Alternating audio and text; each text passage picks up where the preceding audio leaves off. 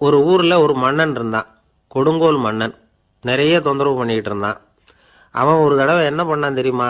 ஒரு தப்பும் பண்ணாத ஒரு இளைஞனை பிடிச்சி ஜெயிலில் அடைச்சுட்டான். அந்த பையனோட சொந்தக்காரங்கள்லாம் ராஜா கிட்ட போனாங்க. அவன் ஒரு தவறும் பண்ணலை, அவனை விடுதலை பண்ணுங்க அப்படின்னு கெஞ்சி கேட்டுக்கிட்டாங்க. மன்னன் யோசனை பண்ணான். அந்த இளைஞனை கூப்பிட்டுக்கிட்டு வர சொன்னான். அவனை கொண்டாந்து ராஜா முன்னாடி நிறுத்தினாங்க. இதை பாருப்பா, உன்னை நான் விடுதலை பண்ணுவேன், ஆனால் ஒரு கண்டிஷன். அந்த நிபந்தனையை நீ நிறைவேற்றினா உனக்கு விடுதலை அப்படின்னா மன்னன். சரின்னு ஒத்துக்கிட்டான் பையன். மன்னன் கண்டிஷன் என்னங்கிறத சொன்னான். உங்ககிட்ட ஒரு செம்மறி ஆட்டை கொடுக்க போகிறேன். 1 மாதத்துக்கு அதுக்கு தேவையான தீனியையும் கொடுக்க போகிறேன். 1 மாதம் கழித்து அந்த ஆட்டை எடை போட்டு பார்ப்பேன். அந்த ஆட்டின் எடை கொஞ்சம் கூட கூடி இருக்கக்கூடாது. எடை கூடி இருந்தால் உனக்கு விடுதலை கிடையாது. என்ன சொல்கிற அப்படின்னா.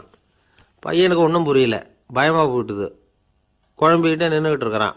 சரி, ஒரு நாள் டைம் தரேன், நல்லா யோசனை பண்ணி பார்த்துட்டு நாளைக்கு உன் முடிவை சொல்லு அப்படின்னா மன்னன். பையன் கவலையோடு வெளியில் வந்தான். அங்கே ஒரு பெரியவர் நின்றுக்கிட்டு இருந்தார். அவர்கிட்ட விஷயத்தை சொன்னான்.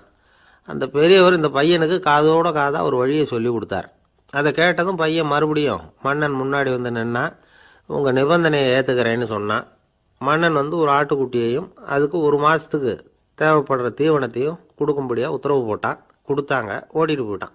1 மாதம் தினமும் தவறாமல் அந்த தீவனத்தை ஆட்டுக்குட்டிக்கு போட்டுக்கிட்டு இருக்கிறான். 1 மாதம் கழித்து அந்த ஆட்டை அரண்மனைக்கு ஓட்டிகிட்டு போனான். மன்னன் அதை எடை போட்டு பார்க்குறான். எடை கூடவே இல்லை, அப்படியே தான் இருக்குது.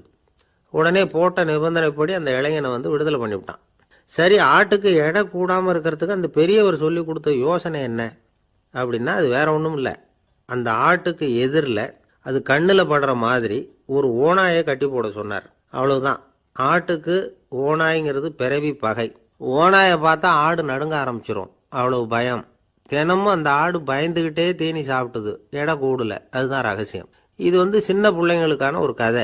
இதிலிருந்து தெரிஞ்சுக்க வேண்டிய உண்மை என்னன்னா, நாமெல்லாம் சாப்பிட்றப்ப மனசும் உடம்பும் அமைதியாக இருக்கணும்.